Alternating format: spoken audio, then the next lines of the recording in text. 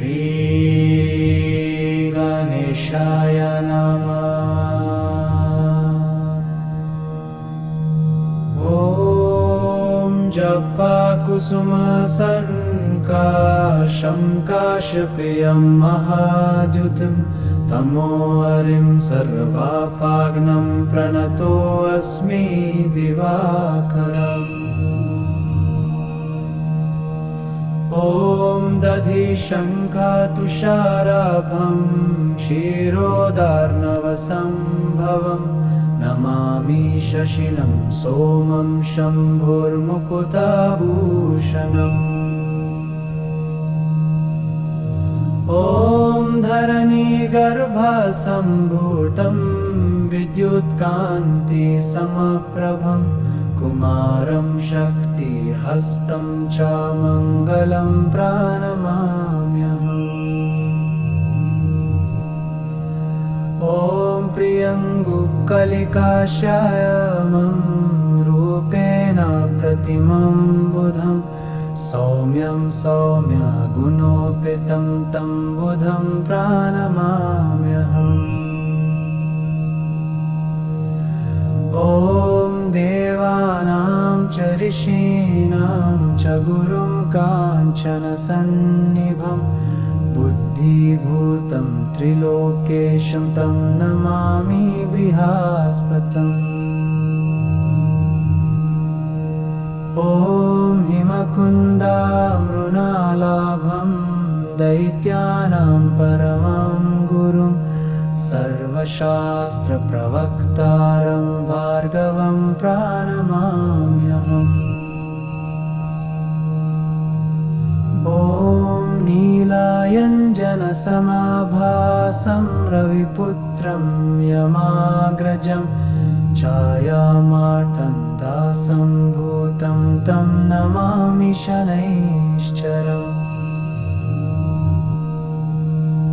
ॐ अर्धकायं महावीर्यं चन्द्रादित्यविवर्जितं सिंहिकागर्भसम्भूतं तं राहुं प्रणमाम्यहम्। ॐ पलाशपुष्पसङ्काशं तारकाग्रहमस्तकं रौद्रं रौद्रात्मकं घोरं तं केतुं प्रणमाम्यहम्। इति नवग्रहपीडनाशनं स्तोत्रं सम्पूर्णम्।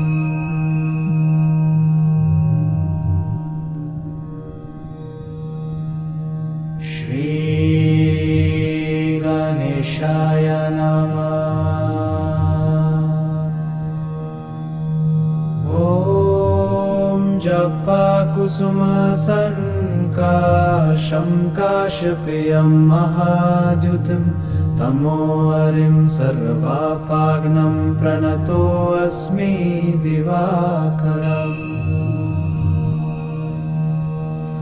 ॐ दधिशङ्खतुषाराभं क्षीरोदार्णवसम्भवं नमामि शशिनं सोमं शम्भुर्मुकुताभूषणम्।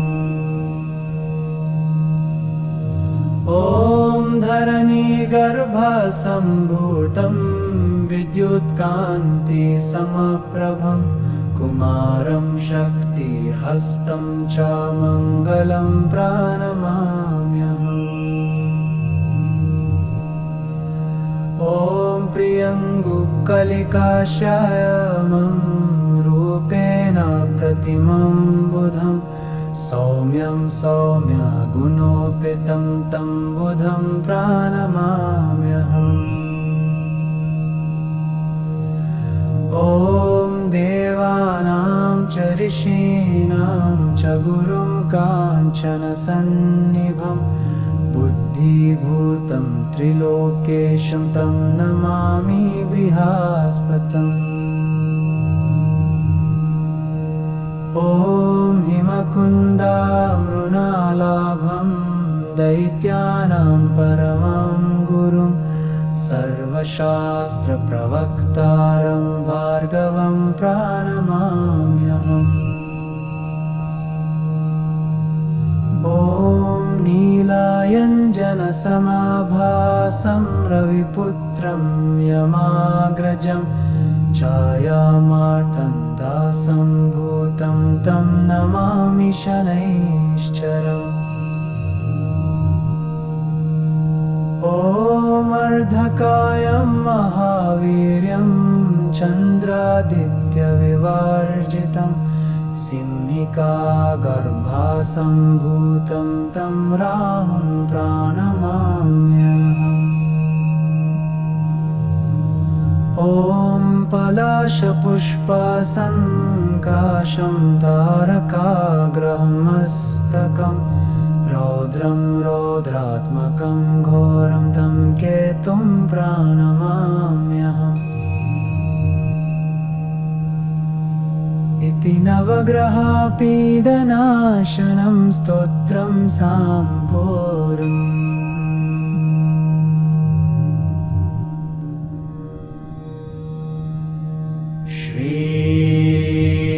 श्रीगणेशाय नमः। ॐ जपाकुसुमसङ्काशं काश्यपेयं महाद्युतिं तमोहरिं सर्वापाग्नं प्रणतोऽस्मि दिवाकरम्। ॐ दधिशङ्खतुषाराभं क्षीरोदार्णवसम्भवं नमामि शशिनं सोमं शम्भुर्मुकुताभूषणम्। ॐ धरणीगर्भसम्भूतं विद्युत्कान्तिसमप्रभं कुमारं शक्तिहस्तं च मङ्गलं प्रणमाम्यहम्। ॐ प्रियङ्गुकलिकाश्यामं रूपेण प्रतिमं बुधं सौम्यं सौम्यगुणोपेतं तं बुधं प्रणमाम्यहम्। ॐ देवानां च ऋषीणां च गुरुं काञ्चनसन्निभं बुद्धिभूतं त्रिलोकेशं तं नमामि बृहस्पतिम्। ॐ हिमकुन्दामृणालाभं दैत्यानां परमं गुरुं सर्वशास्त्रप्रवक्तारं भार्गवं प्रणमाम्यहम्। ॐ नीलायञ्जनसमाभासं रविपुत्रं यमाग्रजं छायामार्तण्डासं भूतं तं नमामि शनैश्चरम्।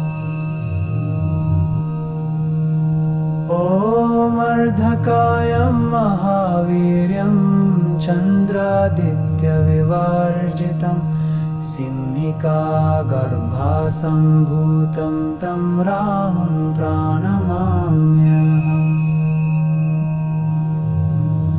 ॐ पलाशपुष्पसङ्काशं तारकाग्रहमस्तकं रौद्रं रौद्रात्मकं घोरं तं केतुं प्रणमाम्यहम्।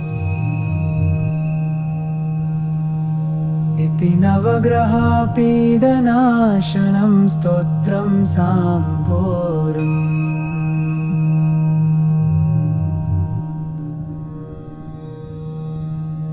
श्रीगणेशाय नमः। ॐ जपाकुसुमसङ्काशं काश्यपेयं महाद्युतिं तमोहरिं सर्वापाग्नं प्रणतोऽस्मि दिवाकरम्।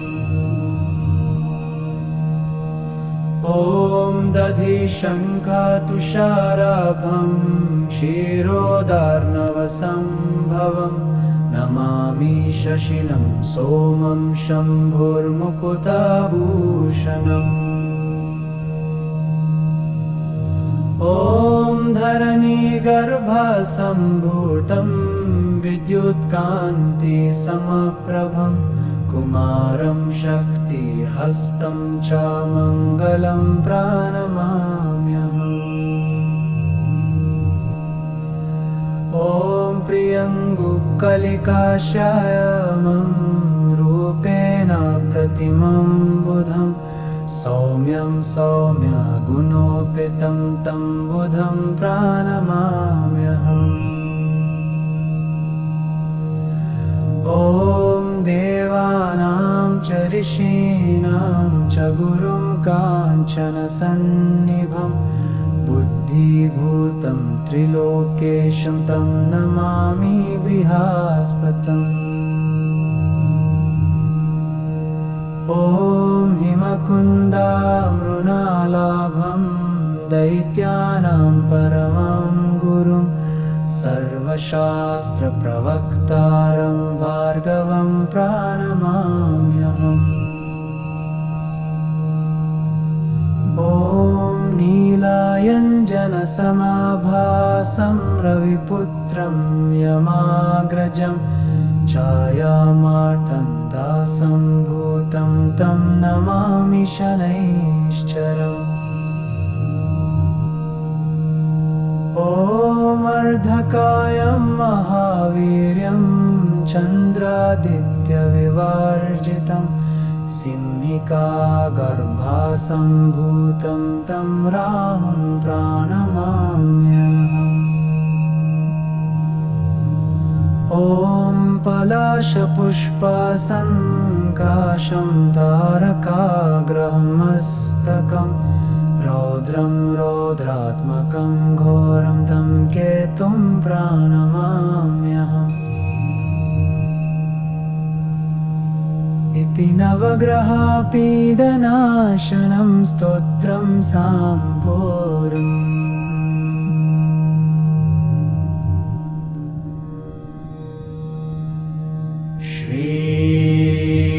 श्रीगणेशाय नमः।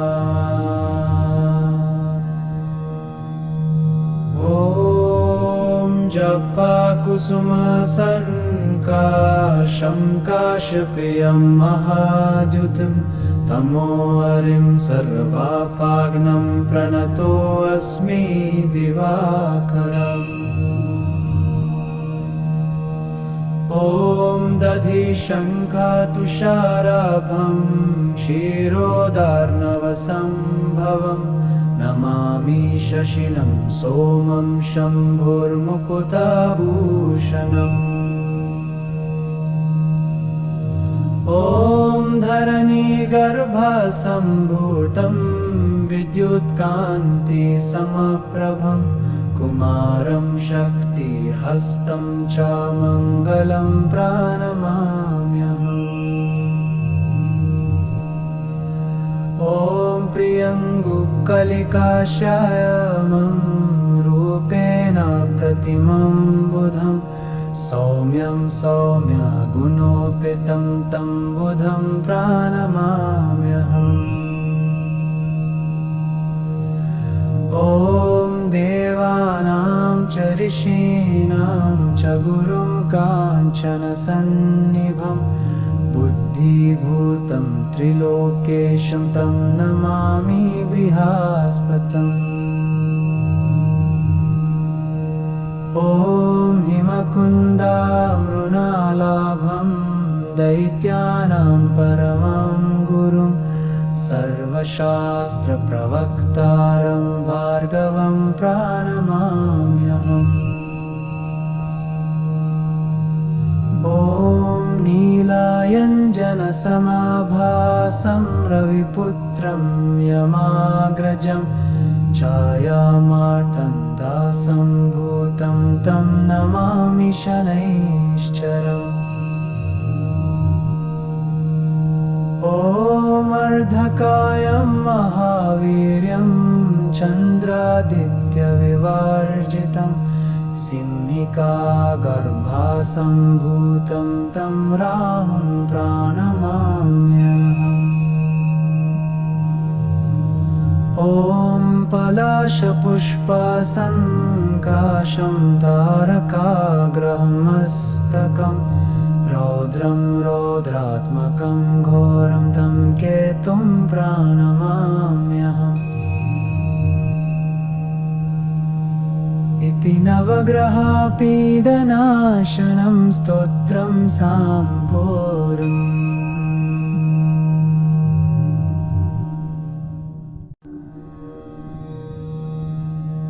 श्रीगणेशाय नमः।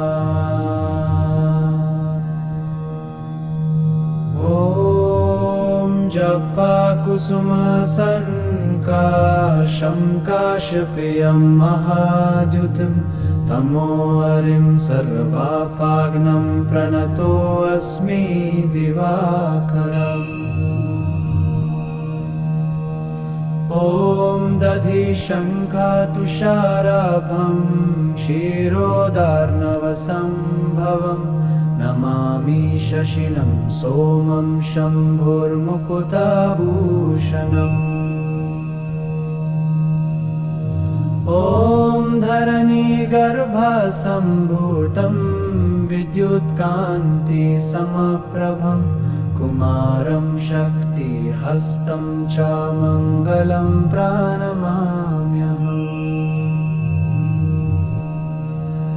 ॐ प्रियङ्गुकलिकाश्यामं रूपेण प्रतिमं बुधं सौम्यं सौम्यगुणोपेतं तं बुधं प्रणमाम्यहम्।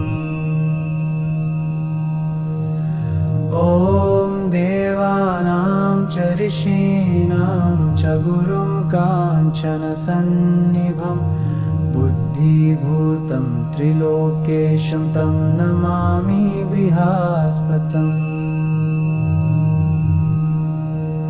ॐ हिमकुन्दामृणालाभं दैत्यानां परमं गुरुं सर्वशास्त्रप्रवक्तारं भार्गवं प्रणमाम्यहम्। ॐ नीलायञ्जनसमाभासं रविपुत्रं यमाग्रजं छायामार्तण्डसम्भूतं तं नमामि शनैश्चरम्। ॐ अर्धकायं महावीर्यं चन्द्रादित्यविवर्जितं सिंहिकागर्भासम्भूतं तं राहुं प्रणमाम्यहम्। ॐ पलाशपुष्पसङ्काशं तारकाग्रहमस्तकं रौद्रं रौद्रात्मकं घोरं तं केतुं प्रणमाम्यहम्। इति नवग्रहपीडनाशनं स्तोत्रं सम्पूर्णम्।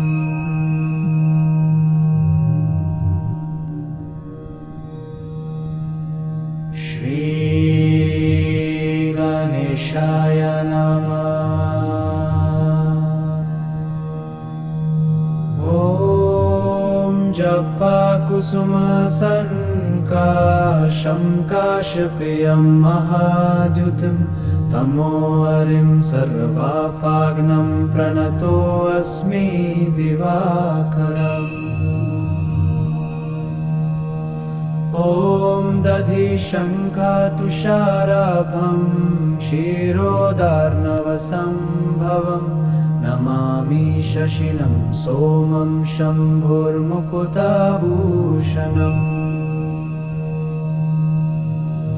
ॐ धरणीगर्भसम्भूतं विद्युत्कान्तिसमप्रभं कुमारं शक्तिहस्तं च मङ्गलं प्रणमाम्यहम्। प्रियङ्गुकलिकाश्यामं रूपेण प्रतिमं बुधं सौम्यं सौम्यगुणोपेतं तं बुधं प्रणमाम्यहम्। ॐ देवानां च ऋषीणां च गुरुं काञ्चनसन्निभं बुद्धिभूतं त्रिलोकेशं तं नमामि बृहस्पतिम्। ॐ हिमकुन्दामृणालाभं दैत्यानां परमं गुरुं सर्वशास्त्रप्रवक्तारं भार्गवं प्रणमाम्यहम्। ॐ नीलायञ्जनसमाभासं रविपुत्रं यमाग्रजं छायामार्तं दासम्भूतं तं नमामि शनैश्चरम्।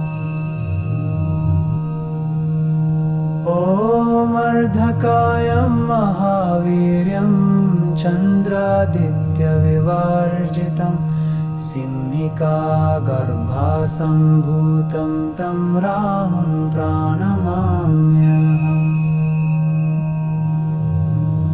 ॐ पलाशपुष्पसङ्काशं तारकाग्रहमस्तकं रौद्रं रौद्रात्मकं घोरं तं केतुं प्रणमाम्यहम्।